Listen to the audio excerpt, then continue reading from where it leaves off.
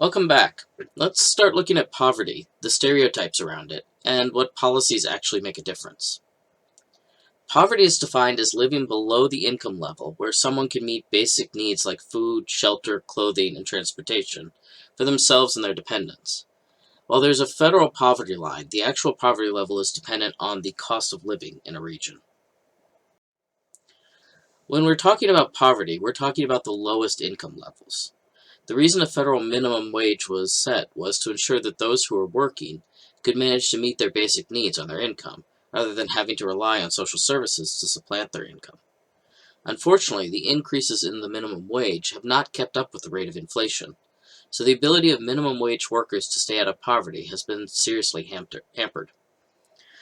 We also tend to stereotype minimum wage workers as teenagers with part-time jobs.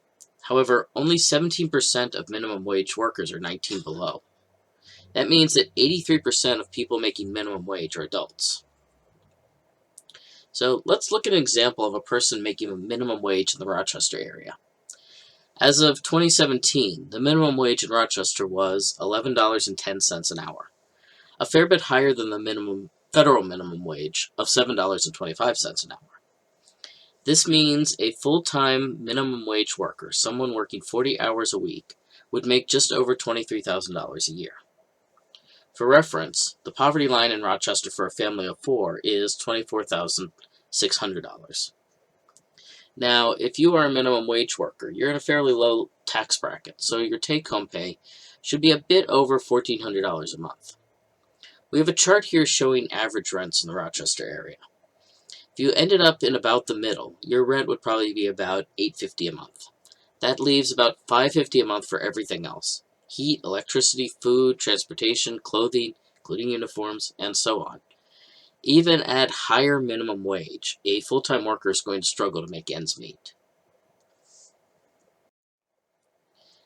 Stereotypes are often used to keep various groups in poverty and are used as a way to blame people for their own poverty.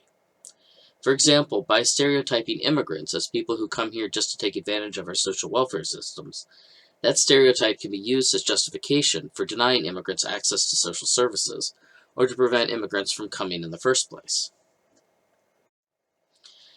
Latinx folks are usually subject to the same immigration stereotypes, regardless of immigration status, as well as the same stereotypes used against black people in poverty.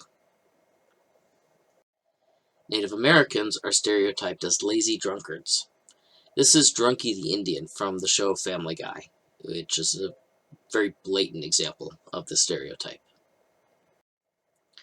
Finally, we have stereotypes about white people in poverty as well. Usually we refer to them as hillbillies or rednecks, people who drink too much, live in terrible homes in the country, and spend a lot of their time fighting with each other. What's more, because we have a stereotype about white poverty, these people are held up as examples that social services aren't racist, much like Asian Americans are held up to show that non-white immigrants can succeed in the United States, regardless of the actual barriers they truly experience. More than any other group, though, black Americans have faced the strongest association with poverty, and have the widest array of negative stereotypes that help create a narrative that poverty is a cultural or personal fault.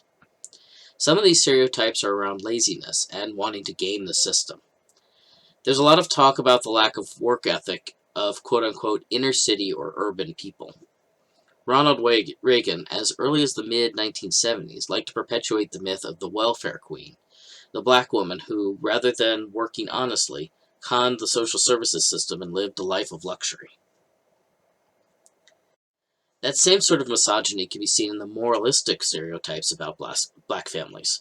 That black men and women lack family values, having lots of children without the benefits of marriage, how black men are unreliable and frequently not in the picture, and how most black families are led by dominant black women rather than the patriarchal guidance of a man. We'll talk about it later in the semester, but one of the biggest explanations for why there are disproportionately more black women as heads of households is because of the staggering number of black men who end up in prison for minor offenses.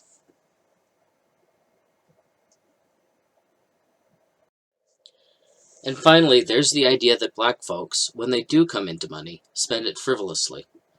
The most obvious examples of this are the many in-depth articles on how famous black musicians and athletes end up in debt, but also come up when those who live in poorer areas are questioned for having things like cell phones or nice shoes.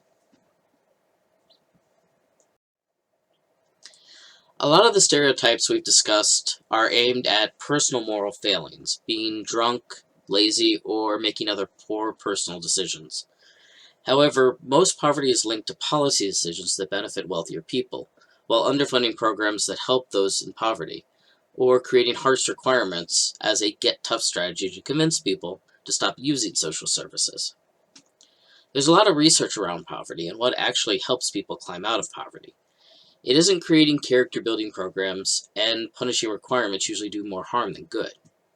What helps is funding programs that promote good health, policies that create opportunities for social mobility, and taxes.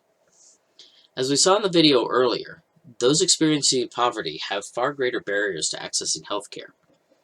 Good healthcare coverage, safe housing, clean environments, and access to quality food vastly improves the lives of those in poverty, and makes it possible for them to take advantages of opportunities. We can create more opportunities to move out of poverty by putting more resources into the education and training, and by raising the minimum wage. Just raising the minimum wage to $15 an hour, which is the current goal, will put more than 33 million Americans above the poverty line. Finally, getting wealthier people to pay a larger share of their income is taxes. The United States has what's known as a progressive tax rate. That means that the more money you make, what tax bracket you are in, the larger percentage of taxes are taken out of your income. The reasoning for this is that a flat tax hurts lower income people more. Given a hypothetical flat tax of 10%, a person making $100,000 a year will have $90,000 left over, but a person making $20,000 a year will have only $18,000 left over. It's a lot easier to live on $90,000 than it is to live on $18,000. Mostly, though, taxes are about the common good. Everyone wants for there to be infrastructure like well-maintained roads, safe bridges, and clean water. In fact, many businesses couldn't run if we didn't have those sorts of common good projects maintained by the government. Businesses also need employees who are healthy and educated. Those who benefit the most from society and earn great profits from these businesses can afford to help fund these sorts of projects that allow them to profit. Next, we're going to watch a video about how race is used as a wedge to inhibit class solidarity and keep poorer people from working together.